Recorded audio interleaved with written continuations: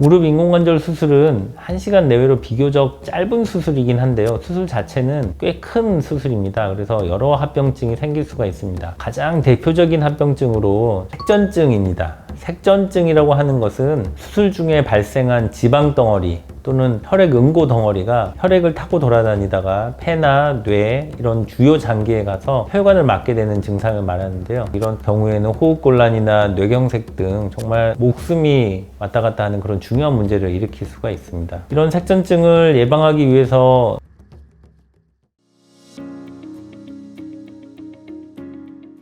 안녕하세요. 서울 전부정형외과 하정구 원장입니다. 인공관절 수술이라는 건 많은 분들에게 두려움이 앞서는 일이죠. 수술을 꼭 해야 하나부터 시작해서 잘 걸을 수 있나, 회복하는데 얼마나 걸리려나 이런 걱정과 질문들이 머릿속을 가득 채우고 있을 겁니다. 그래서 이번 영상에서는 인공관절 수술 전부터 회복 단계까지 환자분들이 많이 물어보는 질문에 답변하는 Q&A 시간을 가져보려 합니다. 무릎 수술이 낯설고 어려운 결정일 수 있지만 오늘 제가 알려드릴 정확한 정보를 바탕으로 준비한다면 분명 더 나은 결과를 얻을 수 있을 겁니다. 입원은 한 1 내지 2주 정도 한다고 생각하시면 됩니다. 입원 초기에는 항생제 주사도 맞고 영양 주사도 맞고 진통 주사도 맞으면서 주사 치료를 좀 하고요. 수술 후 2주에 실밥을 뽑게 됩니다. 그때까지는 이틀에서 3일 정도에 한 번씩 상처 부위를 소독을 하게 됩니다. 수술 후 이틀이나 3일 정도 지나고 나서부터 워커나 목발과 같은 보조기구를 잡고 조금씩 걸을 수는 있게 되고요. 그리고 한 3주 내서 4주 정도 지나면 보조기구 없이 걸을 수 있게 되는데요. 이 기간 동안 통증은 계속 있을 수는 있습니다. 그래서 한 2-3개월 정도 지나고 나면 비교적 통증 없이 일상생활을 할 수 있는데요. 이때도 통증을 계속 호소하시는 분들이 간혹 있긴 한데요. 이런 경우에는 저희가 진통제를 드리고 또는 마취가 되는 그런 패치도 드리기도 하고 여러 가지 방법으로 통증 조절을 도와드리고 있습니다. 무릎 인공관절 수술은 1시간 내외로 비교적 짧은 수술이긴 한데요. 수술 자체는 꽤 큰 수술입니다. 그래서 여러 합병증이 생길 수가 있습니다. 가장 대표적인 합병증으로 저희가 3가지 정도 말씀드릴 수 있는데요. 첫 번째는 감염입니다. 감염이라는 것은 세균이 수술 부위에 들어가서 염증을 일으키는 것을 말하게 되는데요. 수술 후에 세균 감염이 되면 항생제 치료를 오랫동안 해야 되고 경우에 따라서는 재수술을 하게 되는 경우도 있습니다. 재수술을 하게 되는 경우에는 완치까지 수개월 이상이 추가로 소요되기 때문에 환자로서는 매우 큰 문제가 아닐 수 없습니다. 감염이 일어나는 이유는 여러 가지가 있을 수 있는데요. 수술 중간에 공기 중에 떠돌아다니는 균들이 수술 상처 부위로 들어가는 경우도 있고 수술 때는 아무 문제가 없다가 환자의 혈액을 타고 들어가서 수술 후에 몇 개월이 지났는데 염증이 생기는 이런 경우도 있습니다. 그래서 감염이 어떻게 일어나는지 원인을 알 수 없는 경우가 많이 있습니다. 두 번째 합병증은 색전증입니다. 색전증이라고 하는 것은 수술 중에 발생한 지방 덩어리 또는 혈액 응고 덩어리가 혈액을 타고 돌아다니다가 폐나 뇌 이런 주요 장기에 가서 혈관을 막게 되는 증상을 말하는데요. 이런 경우에는 호흡곤란이나 뇌경색 등 정말 목숨이 왔다 갔다 하는 그런 중요한 문제를 일으킬 수가 있습니다. 이런 색전증을 예방하기 위해서 수술 전에도 그런 문제점에 대해서 파악을 하고 중간에도 색전증이 일어나지 않도록 약을 쓰기도 하고 수술이 끝난 이후에도 적절한 물리치료를 통해서 이 피가 응고되지 않도록 하는 이런 여러 가지 방법들을 써서 이 색전증을 예방하는 노력들을 기울이고 있습니다. 마지막 합병증은 관절 구축입니다. 무릎 인공관절 수술을 하고 나면 무릎 관절의 운동 범위가 줄어들게 되는데요. 우리가 무릎을 꿇을 수 있을 정도를 150도로 보고 쭉 펴는 것을 0도로 보거든요. 근데 인공관절 수술 후에는 120에서 130도 정도 구부리게 되는데요. 어떤 경우에는 한 90도 정도밖에 안 구부러지게 되는데 이 경우에는 바닥에 앉았다 일어섰다 하는 게 꽤 불편하게 됩니다. 그보다도 더 적게 구부러지게 되는 경우도 있고요. 관절 구축이 심하게 되는 경우에는 다시 한번 마취를 해서 억지로 관절 가동 범위를 확보하는 시술을 하기도 하는데요. 이렇게 되지 않도록 수술 후 초기에 재활 운동과 물리치료 등을 잘 받는 게 중요하겠습니다.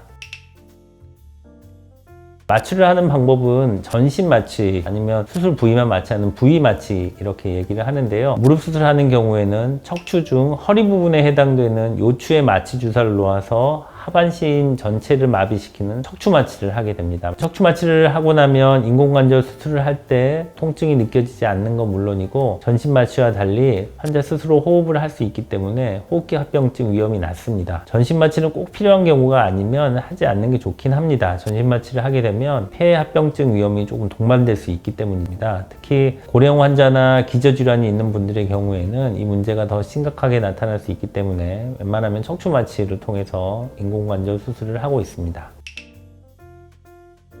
봉합하는 부위에 따라서 녹는 실을 사용하기도 하고 녹지 않는 실을 사용하기도 합니다. 보통 피부 봉합은 녹지 않은 실을 사용해서 수술 후 2주 정도에 제거하는 과정을 거치는데요. 저희 전푸정형외과에서는 피부 봉합을 할 때 특별히 신경을 많이 쓰는데요. 흉터를 최소한으로 남게 하기 위해서 겉으로 보이지 않는 방법으로 봉합을 합니다. 나중에 수술 후에 2주 지나서 실밥을 제거하는 그 과정을 거치지 않는 장점도 있고, 그리고 나중에 흉터도 예쁘게 남기 때문에 시간이 좀 걸리고 귀찮은 작업이긴 한데 겉으로 보이지 않도록 특별히 신경을 많이 써서 피부 봉합을 하고 있습니다. 인공관절에 사용되는 금속 재료로는 티타늄, 코발트 또는 크롬, 스테인리스 이런 등의 금속입니다. 당연히 인체에는 해가 없고요. 금속 재질 사이에는 플라스틱 비슷하게 생긴 인공 연고를 넣게 되는데요. 이건 폴리에틸렌이라고 하는 재질로 되어 있습니다. 이런 금속이나 폴리에틸렌 같은 재질들은 인체에 거의 문제가 없는 것으로 알려지기 때문에 걱정하지 않으셔도 되겠습니다. 재활운동은 크게 가동범위 확보, 근력운동, 보행 이렇게 세 가지로 말씀드릴 수 있습니다. 가동범위라고 하는 것은 무릎이 구부러지고 펴지고 하는 움직이는 범위를 가동범위라고 하는데요. 무릎이 잘 펴지고 잘 구부러지게 하기 위해서 여러 가지 방법을 사용합니다. CPM이라고 불리는 그런 기계를 쓰기도 하고요. 아니면 무릎을 적당한 각도로 꺾어주게 되겠습니다. 두 번째로는 근력운동이 되겠습니다. 근력운동은 주로 허벅지 근육, 종아리 근육을 타겟으로 하는데요. 벽에 기대서 하는 월 스쿼트 또는 구조물을 잡고 하는 서포트 스쿼트, 까치발 들기 이런 운동을 통해서 근력을 강화시킵니다. 세 번째로는 보행이 되겠습니다. 보행은 처음부터 이렇게 막 다닐 수는 없겠죠. 가볍게 체중 부하를 해서 한 발씩 한 발씩 떼는 운동부터 시작해서 워커를 잡고 걸어 보았다가 좀 지나면 목발을 잡고 걷고 그 다음에는 목발을 떼고 걷는 이런 단계 과정을 통해서 보행 교육을 하게 됩니다. 물론 수술 다음 날은 통증이 좀 있긴 한데요. 못 디딜 정도는 아닙니다. 그래서 디뎌봤는데 통증이 그렇게 심하지 않다 그러면 목발 없이 다닐 수도 있습니다. 그렇지만 통증이 꽤 있고 불편하다 하시는 분들은 수술하고 나서 한 1, 2주 정도는 목발을 사용하게 됩니다. 인공관절 수술하시는 분들이 어느 정도 연령이 있기 때문에 목발 보행하는데 좀 어려움이 있으신데요. 목발을 짚고 다니시다가 넘어지게 되면 더 크게 다칠 확률이 있기 때문에 매우 조심을 해야 되겠습니다. 그래서 수술 초기에는 대략 1, 2주 정도는 워커와 같은 보행기구, 좀 안정적인 보행기구를 써서 하고 그 다음에는 목발로 하든지 아니면 목발을 떼고 보행하는 것을 이렇게 권고하고 있습니다. 인공관절 수술 후에 뛰는 정도까지 되려면 대략 한 1년 정도는 걸릴 것 같습니다. 또 골프를 언제부터 칠 수 있느냐 이런 거 여쭤보시는데요. 빨리 치시는 분들은 한 2, 3개월 정도부터도 골프 치시는 분도 있긴 한데요. 대략 한 6개월 내외 정도가 되지 않을까 이렇게 생각을 합니다. 샤워는 수술 후 2주부터 가능합니다. 피부에 상처가 아물기 전에 물을 닿으면 피부 상처에 더 나기 때문에 피부에 상처가 다 아물어서 씨밥을 뺄 수 있는 그런 시기가 되면 그 다음부터 샤워를 할 수 있습니다. 그 전까지는 샤워는 안 하시는 게 좋겠고요. 술과 담배도 마찬가지로 피부에 상처가 아무는 2주 정도를 기준으로 해서 생각하시는 게 좋은데요. 술, 담배 모두 연골과 인대 치유에 방해가 되기 때문에 안 하시는 게 좋겠습니다.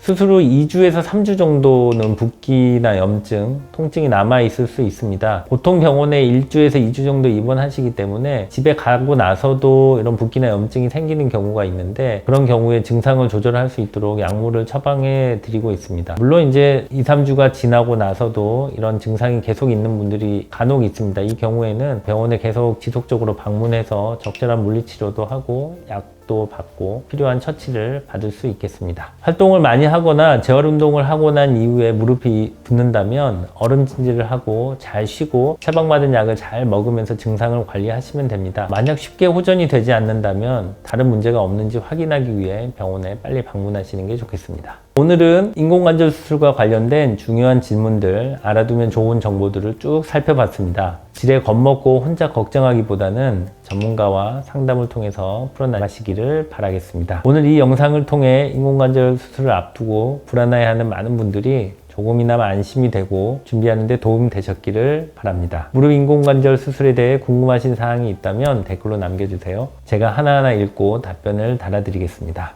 감사합니다.